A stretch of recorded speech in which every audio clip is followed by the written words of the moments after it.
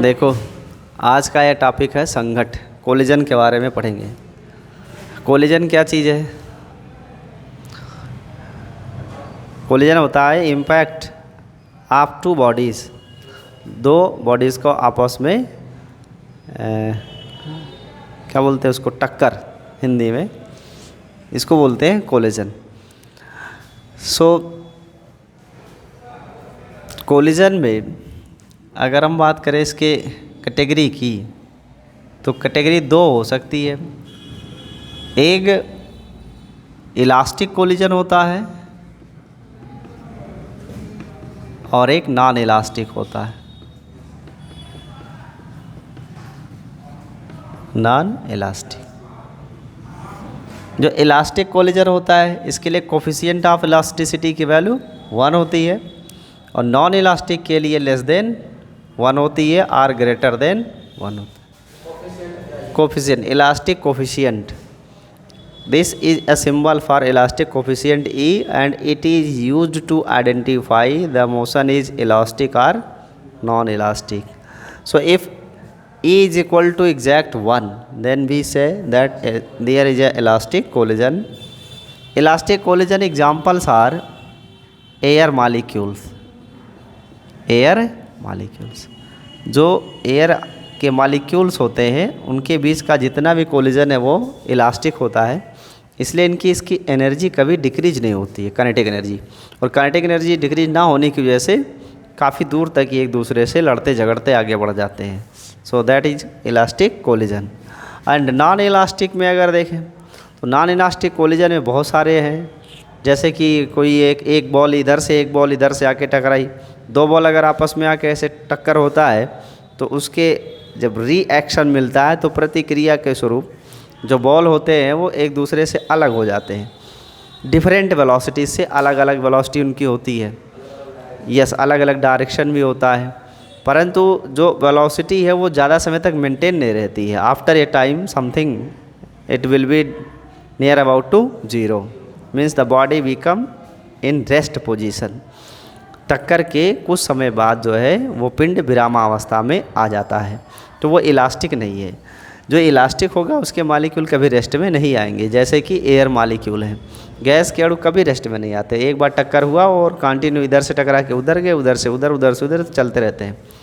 So this is the elastic collision and non elastic means many examples we can write here, but there is no use of that. Elastic collision का जो definition है या non elastic collision का, इसका base क्या है, किस base पे आप इलास्टिक और नॉन इलास्टिक कह सकते हो? तो उसका बेस है काइनेटिक एनर्जी। क्या है? काइनेटिक एनर्जी, गतिज ऊर्जा। अगर इलास्टिक कोलिजन होगा तो जो काइनेटिक एनर्जी बिफोर कोलिजन है वही काइनेटिक एनर्जी आफ्टर कोलिजन हमको उतने ही अमाउंट में मिलेगी, तो हम बोलेंगे कि ये एक कोलिजन कैसा है, इलास्टिक। और नॉन इलास्टिक तब होगा जब कोलिजन से पहले की जो काइनेटिक एनर्जी है अगर वो बाद में एनर्जी से क्या मिल रही हो, ज़्यादा मिल रही हो। यानी कोलिजन के बाद, after the collision, the kinetic energy of the system will decrease. टक्कर के बाद सिस्टम की काइनेटिक एनर्जी घट जाती है या बढ़ जाती है, दोनों एस्पेक्ट। अगर before and after collision kinetic energy is remain constant, that is same value, then it is a elastic. And if the kinetic energy before the collision and after the collision have a different values, then we can say that is non elastic collision. So the division of collision, elastic and non elastic, is based on the kinetic energy. That's clear? And the linear momentum in the both situation. So this is the first of kinetic energy and second is linear momentum. Linear momentum. The linear momentum in elastic collision remains conserved.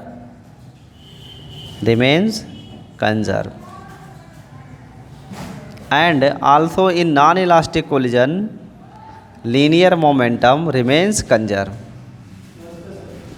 remains conserved. Say in both the situation, in elastic or in non-elastic, the linear momentum of the bodies will remain conserved and it will hold completely in both situations. But the kinetic energy have a different magnitude in both these situations. Yes, linear momentum is conserved for both non-elastic and elastic, but the kinetic energy is only conserved for elastic, it is not conserved for non-elastic collision. Sir elastic और non elastic का हिंदी में अर्थ क्या होता है? जी elastic और non elastic क्या अर्थ शुद्ध अर्थ ये समझ हिंदी में इलास्टिक को बोलते हैं प्रत्यास्थ. नहीं, अगर प्रैक्टिकल समझ Classification, you want a classification for the elastic collision. So elastic collision means that kind of impact between the two bodies in which their velocity direction will change but the magnitude will not change. There is a ball and it hits the wall, and if after hitting the wall the velocity of that ball is the same as when it is hitting that wall, then we say that this is elastic collision. And if the velocity of ball, that is magnitude of the velocity for the ball after the collision, is different from the yes from the impact of the velocity, means जब ball जो है वो दीवार से टकराने वाली थी, टकराते समय जो वेलोसिटी है, अगर टकराने के बाद भी उतनी ही वेलोसिटी मिले तो आप बोलोगे कि दोनों के लिए एक कोलिजन कैसा हुआ, इलास्टिक. वेलोसिटी में क्या, डायरेक्शन नहीं, मैग्नीट्यूड. ठीक है. और अगर ये चेंज हो जा रहा है तो बोलेंगे वो नॉन इलास्टिक है.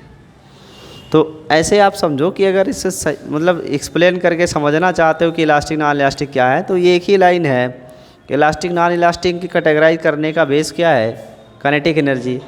अगर काइनेटिक एनर्जी कांस्टेंट रहती है तो इलास्टिक है, काइनेटिक एनर्जी कांस्टेंट नहीं है तो वो नॉन इलास्टिक हो जाएगा. ठीक है. तो ये लीनियर मोमेंटम इन दोनों सिचुएशंस के लिए क्या है, कंजर्व होता है. सो अगर हम मान लेते हैं दो बॉडीज़ हैं,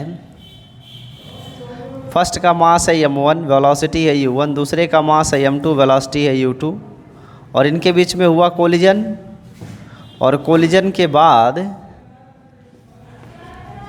इनकी वेलोसिटी हो गई v1 और v2, मास तो वही रहेगा m1 और m2. तो ये सिचुएशन बिफोर कोलिजन है और ये सिचुएशन आफ्टर कोलिजन है. अब इसमें दो तरीके बन सकते हैं. First of all, for the elastic and non elastic in both situation you will write the things, the momentum before collision should be equal to the momentum after the collision. So I can say m1 u1 plus m2 u2 must be equal to the value of m1 b1 plus m2 v2.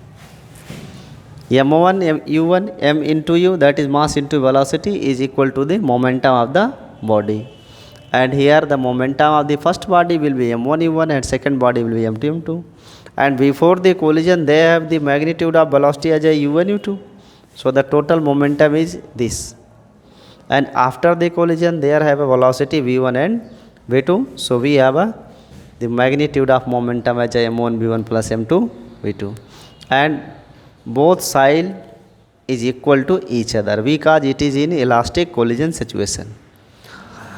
And after this you can say this m1 u1 minus m1 v1 is equal to m2 u2, that is here is negative, plus m2 v2. So here m1 is common, so we have a u1 minus v1, and here we take m2 as a common element, then we have what, u2 minus v2, and the ratio for m1 and m2 will become negative u2 minus v2, and whole is divided by u1 minus v1. Yes, this is the elastic collision. Non elastic नहीं है, ये elastic की situation की बात कर रहे हैं हम. यस, ये इलास्टिक कंडीशन है। नॉन इलास्टिक का अगले लेवल पे पढ़ेंगे हम, ठीक है। मेडिकल लेवल पे नॉन इलास्टिक नहीं आता है, इलास्टिक ही आता है क्यों। तो ये हो गया आपका कोलिजन, ये हो गया एक फॉर्मूला, इसे आप नोट कर लीजिए, फिर इसके आगे बताते हैं आपको।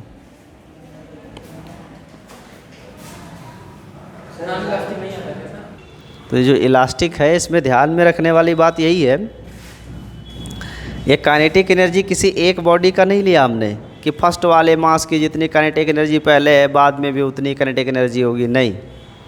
यहाँ बात हो रही है दोनों बॉडीज़ को मिला करके टोटल काइनेटिक एनर्जी जितनी पहले थी उतना बाद में भी होनी चाहिए, दोनों बॉडीज़ का लेके। ऐसा नहीं कि पहले वाले का कितना काइनेटिक एनर्जी है जो टक्कर कोलिजन के बाद भी उतनी काइनेटिक एनर्जी मेंटेन रहेगी, नहीं, उतनी नहीं रह जाएगी। क्यों? क्योंकि कोलिजन के बाद वेलोसिटी चेंज होगी, और वेलोसिटी चेंज होगी बट दोनों का मिला के जो टोटल एनर्जी आएगी काइनेटिक एनर्जी, वो दोनों के पहले की काइनेटिक एनर्जी के बराबर आएगी। तो ये सम ऑफ काइनेटिक एनर्जी है, it is not for one body, it is for total system of collision, पूरे सिस्टम के लिए। That's clear. अब इसके नेक्स्ट पॉइंट को देखते हैं हम।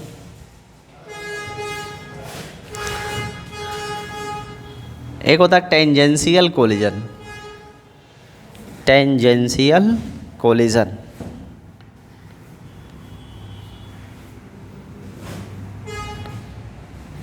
सो कोलिजन जो है उसमें डायरेक्शन के बेसिस पे दो तरीके से डिवाइड कर सकते हैं, एक लीनियर और एक टेंजेंशियल। तो एक लीनियर कोलिजन है और एक टेंजेंशियल है। लीनियर में क्या होगा, ये सरफेस है और इस सरफेस पे दो ऑब्जेक्ट होंगे, दोनों ऑब्जेक्ट मूव कर रहे होंगे या तो सेम डायरेक्शन में या फिर अपोजिट डायरेक्शन में, डिपेंड करता है सिचुएशन कैसा है। ये ऐसे भी मूव कर सकते हैं, तो ये अपोजिट डायरेक्शन हो गया और ये सिमिलर डायरेक्शन हो गया। अपोजिट डायरेक्शन के लिए अगर देखो तो इसमें जो वेलोसिटी है u1 एंड u2, एक कुछ भी हो सकता है।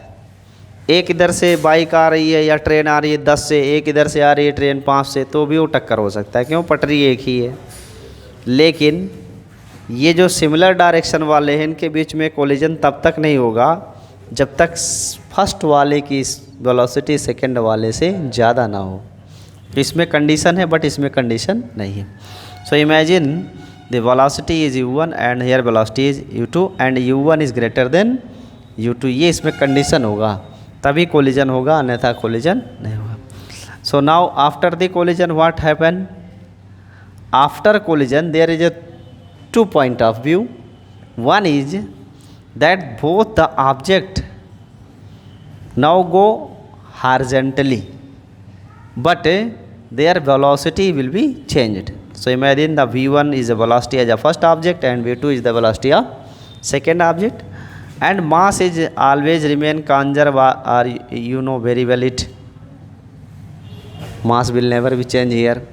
So this situation is linear and momentum is m1 u1 plus m2 u2 must be equal to the value of m1 v1 plus m2 v2. And in tangential, imagine there is a two bodies which have a velocity as u1 and u2. They are traveling in the same direction, and after the collision one body goes like this and another body goes like this. So they have now separated from the horizontal direction. Imagine from this horizontal axis there is an angle theta and there is an angle alpha. So after the collision, imagine the velocity of this body is v1, first body, and second body have a velocity as v2. Now you can say that this velocity v1 have a two component. One is horizontal component, that is v1 cos theta, and one is vertical component as a v1 sin theta. And here the same as for the object v2. is equal to cos alpha, and perpendicular component must be equal to cos sin alpha, V2 sin alpha. So in tangential relation you can say if the object after collision behave like this and goes to in the direction of V1 V2 as a theta and alpha.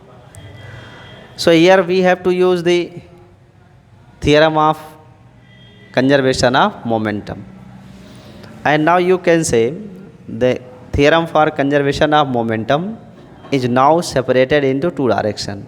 One is horizontal direction and other is in vertical direction. Yes, so in vertical direction we have only velocity as a v1 sin theta and v2 sin alpha, but there is no other component of the initial velocity which is in the direction to the perpendicular to the direction of motion. So we have to divide this tangential relation into two parts. Tangential into two parts. First in x direction. Yes.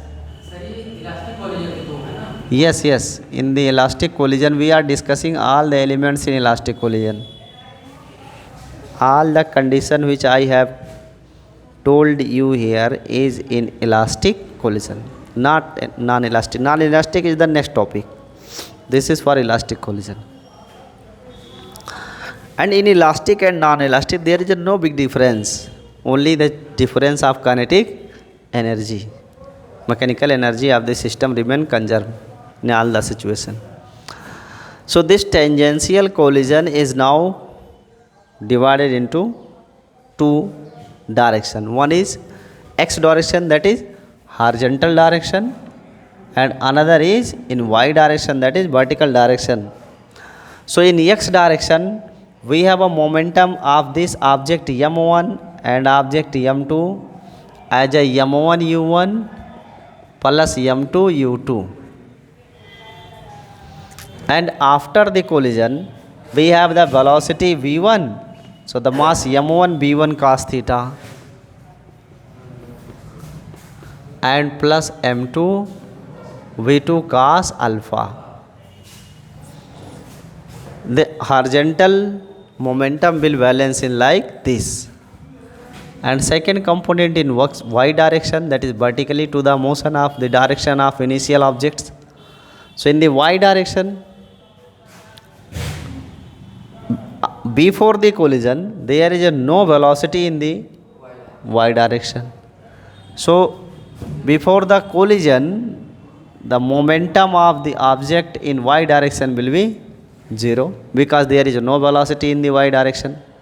Only we have the component v1 sin theta and v2 sin theta. It is after the collision we have get the velocity in y direction. Before the collision there is no velocity in the y direction. So now here m1 v1 sin theta plus minus, because both are in opposite direction, minus m2 v2 sin alpha. So there is a two relation in x direction and in y direction, and the kinetic energy is considered as in linearly. We say that kinetic energy is m1 u1 square plus half m2 u2 square, and after the collision we can say the kinetic energy of the first body is m1 b1 square plus half m2 v2 square. This is the kinetic energy for the linear collision, and after the tangential collision we can find the kinetic energy, but by using the component of the velocity v1 cos theta and v2 sin v2 cos alpha. That's clear? So in the x direction, if we are using the kinetic energy concept, for the x direction you have a initial kinetic energy as a half m1 un square and plus half m2 u2 square, and it must be equal to the value of half m1 b1 square cos square theta and plus half m2 b2 square cos square alpha. And in the y direction In the y direction, the initial kinetic energy must be equal to 0, but because we have no, in the y direction we have no velocity. And after the collision, you can find the kinetic energy in this and that direction. So there is no space. I will write here after the time t. Note down it. Note कर लीजिए ये है. कोई query हो तो पूछ सकते हो आप इसमें से. हाँ हाँ कोलिजन ही तो है.